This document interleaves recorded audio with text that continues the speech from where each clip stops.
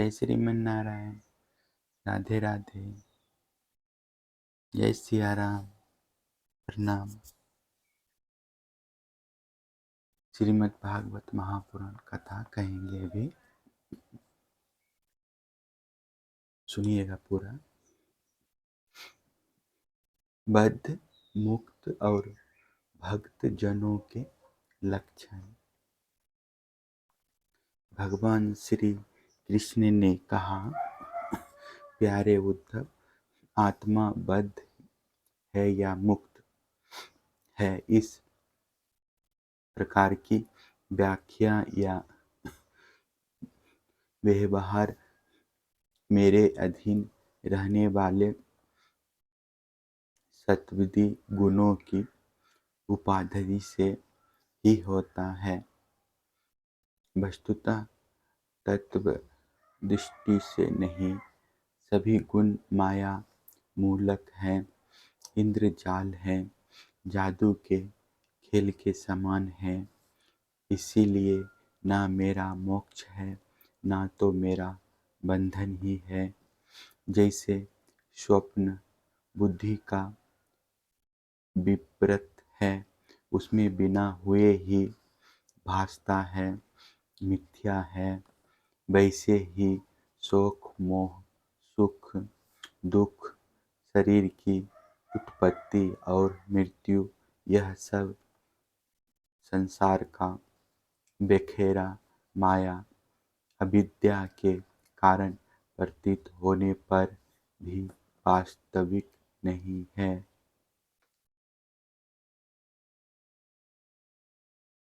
उद्धव, शरीरधारियों को मुक्ति का अनुभव कराने वाली आत्मविद्या और बंधन का अनुभव कराने वाली अविद्या, ये दोनों ही मेरी अनादि शक्तियाँ हैं। मेरी माया से ही इनकी रचना हुई है। इनका कोई वास्तविक अस्तित्व नहीं है। भाई, तुम तो स्वयं बड़े बुद्धिमान हो। विचार करो, जीव तो एक ही है। वह व्यवहार के लिए ही मेरे अंश के रूप में कल्पित हुआ है। वस्तुतः मेरा स्वरूप ही है। आत्मज्ञान से संपन्न होने पर उसे मुक्त कहते हैं और आत्मा का ज्ञान न होने से बद्ध, और यह अज्ञान अनादि होने से बंधन भी अनादि कहलाता है। इस प्रकार मुझ एक ही धर्मों में रहने पर भी जो शोक और आनंद रूप विरुद्ध धर्म वाले जान पड़ते हैं, उन बद्ध और मुक्त जीव का भेद मैं बतलाता हूँ। वह भेद दो प्रकार का है। एक तो नित्य मुक्त ईश्वर से जीव का भेद, और दूसरा मुक्त बद्ध जीव का भेद। पहला सुनो। जीव और ईश्वर बद्ध और मुक्त के भेद से भिन्न भिन्न होने पर भी एक ही शरीर में नियंता और नियंत्रित के रूप से स्थित है। ऐसा समझो कि शरीर एक वृक्ष है। इसमें हृदय का घोंसला बनाकर जीव और ईश्वर नाम के दो पक्षी रहते हैं। वे दोनों चेतन होने के कारण समान हैं और कभी न बिछुड़ने के कारण सखा हैं। इनके निवास करने का कारण केवल लीला ही है। इतनी समानता होने पर भी जीव तो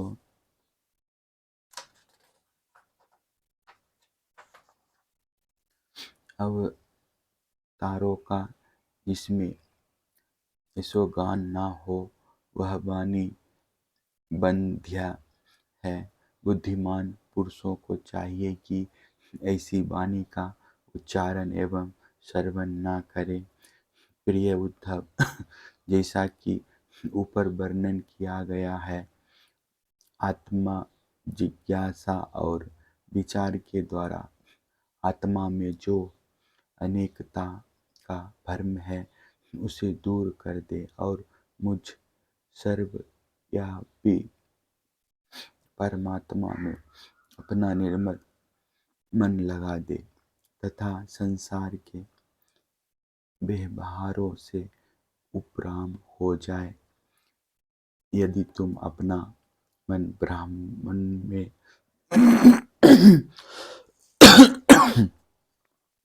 स्थिर न कर सको तो सारे कर्म निरपेक्ष होकर मेरे लिए ही करो। मेरी कथाएं समस्त लोगों को पवित्र करने वाली एवं कल्याण स्वरूपिणी है। श्रद्धा के साथ इन्हें सुनना चाहिए। बार बार मेरे अवतार और लीलाओं का गान, स्मरण और अभिनय करना चाहिए। मेरे आश्रित रहकर मेरे ही लिए धर्म, काम और अर्थ का सेवन करना चाहिए। प्रिय उद्धव, जो ऐसा करता है उसे मुझ अविनाशी पुरुष के प्रति ने प्रेममयी भक्ति प्राप्त हो जाती है। भक्ति की प्राप्ति सत्संग से होती है। जिसे भक्ति प्राप्त हो जाती है वह मेरी उपासना करता है, मेरे सान्निध्य का अनुभव करता है। इस प्रकार जब उसका अंतःकरण शुद्ध हो जाता है तब वह संतों के उपदेशों के अनुसार उनके द्वारा बताए हुए मेरे परम पद को, वास्तविक स्वरूप को सहज ही में प्राप्त हो जाता है। उद्धव जी ने पूछा, भगवान, बड़े बड़े संत आपकी कीर्ति गान करते हैं। आप कृपया बतलाएं कि आपके विचार से संत पुरुष का क्या लक्षण है। आपके प्रति कैसी भक्ति करनी चाहिए जिसका संत लोग आदर करते हैं। भगवान, आप ही ब्रह्मा आदि श्रेष्ठ देवता, सत्तदी लोक और चराचर जगत के स्वामी हैं। मैं आपका विनीत, प्रेमी और शरणागत भक्त हूँ। आप मुझे भक्ति और भक्त का रहस्य बतलाएं। भगवान, मैं जानता हूँ कि आप प्रकृति से परे पुरुषोत्तम एवं चिदाकाश स्वरूप ब्रह्म है। आपसे भिन्न कुछ भी नहीं है। फिर भी आपने लीला के लिए स्वेच्छा से ही यह अलग शरीर धारण करके अवतार लिया है। इसलिए वास्तव में आप ही भक्ति और भक्त का रहस्य बतला सकते हैं। भगवान श्री कृष्ण ने कहा, प्यारे उद्धव, मेरा भक्त कृपा की मूर्ति होता है। वह किसी भी प्राणी से बैरभाव नहीं रखता और घोर से घोर दुख भी प्रसन्नता पूर्वक सहता है।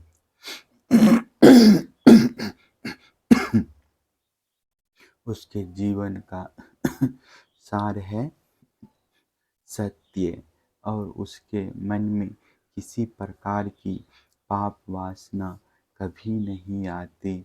वह समदर्शी और सबका भला करने वाला होता है।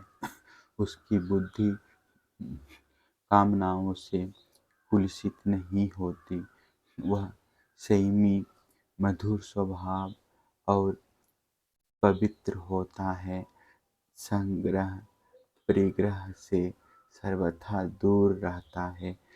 किसी भी वस्तु के लिए वह कोई चेष्टा नहीं करता, परिमित भोजन करता है और शांत रहता है। उसकी बुद्धि स्थिर होती है, उसे केवल मेरा ही भरोसा होता है और वह आत्मतत्व के चिंतन में सदा संलग्न रहता है। वह प्रमाद रहित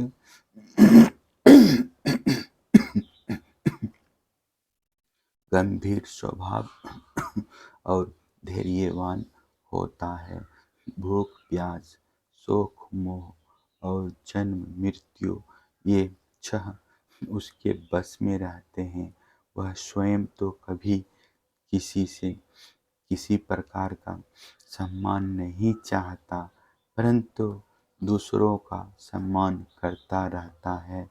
मेरे संबंध की बातें दूसरों को समझाने में बड़ा निपुण होता है और सभी के साथ मित्रता का व्यवहार करता है। उसके हृदय में करुणा भरी होती है। मेरे तत्व का उसे यथार्थ ज्ञान होता है। प्रिय उद्धव, मैंने वेदों और शास्त्रों के रूप में मनुष्य के धर्म का उपदेश किया है। उनके पलने से अनंत करुणशुद्ध आदि गुण और उल्लंघने से नरक आदि दुख प्राप्त होते हैं, परंतु मेरा जो भक्त उन्हें भी अपने ध्यान आदि में विक्षिप्त समझकर त्याग देता है और केवल मेरे ही भजन में लगा रहता है, वह परम संत है। मैं कौन हूँ, कितना बड़ा हूँ, कैसा हूँ, इन बातों को जाने चाहे ना जाने, किंतु जो अनन्य भाव से मेरा भजन करते हैं वे मेरे विचार से मेरे परम भक्त हैं। प्यारे उद्धव, मेरी मूर्ति और मेरे भक्तजनों का दर्शन, स्पर्श, पूजा, सेवा, शिक्षा, स्तुति और प्रणाम करें तथा मेरे गुण और कर्मों का कीर्तन करें।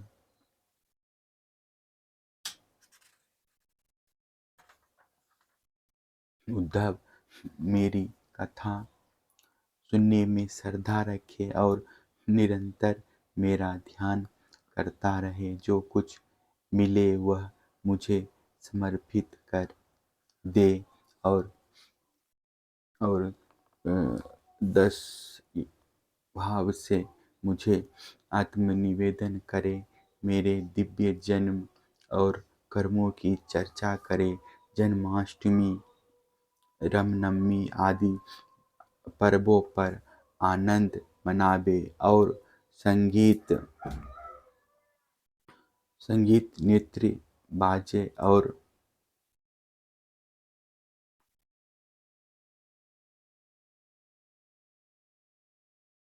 समाजों द्वारा मेरे मंदिरों में उत्सव करवावे। वार्षिक त्योहार के दिन मेरे स्थानों की यात्रा करे, जुलूस निकाले तथा विविध उपहारों से मेरी पूजा करे। वैदिक अथवा तांत्रिक पद्धति से दीक्षा ग्रहण करे, मेरे व्रतों का पालन करें। मंदिरों में मेरी मूर्तियों की स्थापना में श्रद्धा रखे। यदि यह काम अकेला ना कर सके तो औरों के साथ मिलकर उद्योग करे। मेरे लिए पुष्प वाटिका, बगीचे, क्रीड़ा के स्थान, नगर और मंदिर बनवावे। सेवका की भांति श्रद्धा भक्ति के साथ निष्कपट भाव से मेरे मंदिरों की सेवा शुश्रूषा करे, झाड़े बहोरे, लीपे पोते, छिड़काव और तरह तरह के चौक पूरे, अभिमान ना करे, दंभ ना करे, साथ ही अपने शुभ कर्मों का ढिंढोरा भी ना पीटे। प्रिय उद्धव, मेरे चढ़ावे की अपने काम में लगाने की बात तो दूर रही, मुझे समर्पित दीपक के प्रकाश से भी अपना काम ना ले, किसी दूसरे देवता की चढ़ाई हुई वस्तु मुझे ना चढ़ावे। संसार में जो वस्तु अपने को सबसे प्रिय, सबसे अभिष्ट जान पड़े, वह मुझे समर्पित कर दे। ऐसा करने से वह वस्तु अनंत फल देने वाली हो जाती है। भरत, सूर्य, अग्नि, ब्राह्मण, गौ, वैष्णव, आकाश, वायु, जल, पृथ्वी, आत्मा और समस्त प्राणी, ये सब मेरी पूजा के स्थान हैं। प्यारे उद्धव, ऋग्वेद, यजुर्वेद और सामवेद के मंत्रों द्वारा सूर्य में मेरी पूजा करनी चाहिए। हवन के द्वारा अग्नि में, अतिथि द्वारा श्रेष्ठ ब्राह्मणों में और हरी हरी घास आदि के द्वारा गौ में मेरी पूजा करें। भाई बंधु के समान सत्कार के द्वारा वैष्णव में निरंतर ध्यान में लगे रहने से हृदय काश में, मुख प्राण समझने वाले वायु में और जल पुष्प आदि सामग्रियों द्वारा जल में मेरी आराधना की जाती है। गुप्त मंत्र द्वारा न्यास करके मिट्टी की वेदी में उपयुक्त भोगों द्वारा आत्मा में और समष्टि द्वारा संपूर्ण प्राणियों में मेरी आराधना करनी चाहिए, क्योंकि मेरे सभी में क्षेत्रज्ञ आत्मा के रूप से स्थित हूँ। इन सभी स्थानों में शंख, चक्र, गदा पर धारण किए 4 भुजाओं वाले शांति मूर्ति श्री भगवान विराजमान हैं। ऐसा ध्यान करते हुए एकाग्रता के साथ मेरी पूजा करनी चाहिए। इस प्रकार जो मनुष्य चित्त से यज्ञादि इष्ट और कुआं, बावली, बनबना आदि पूर्त कर्मों के द्वारा मेरी पूजा करता है, उसे मेरी श्रेष्ठ भक्ति प्राप्त होती है तथा संत पुरुषों की सेवा करने से मेरे स्वरूप का ज्ञान भी होता है। प्यारे उद्धव, मेरा ऐसा निश्चय है कि सत्संग और भक्ति योग इन 2 साधनों का एक साथ ही अनुष्ठान करते रहना चाहिए। प्राय इन देवों के अतिरिक्त संसार सागर से पार होने का और कोई उपाय नहीं है, क्योंकि संत पुरुष मुझे अपना आश्रय मानते हैं और मैं सदा सर्वदा उनके पास बना रहता हूँ। प्यारे उद्धव, अब मैं तुम्हें एक अत्यंत गोपनीय परम रहस्य की बात बतलाऊंगा, क्योंकि तुम मेरे प्रिय सेवक, हितैषी, सुहृद और प्रेमी सखा हो। साथ ही सुनने के भी इच्छुक हो। जय श्रीमन नारायण। राधे राधे।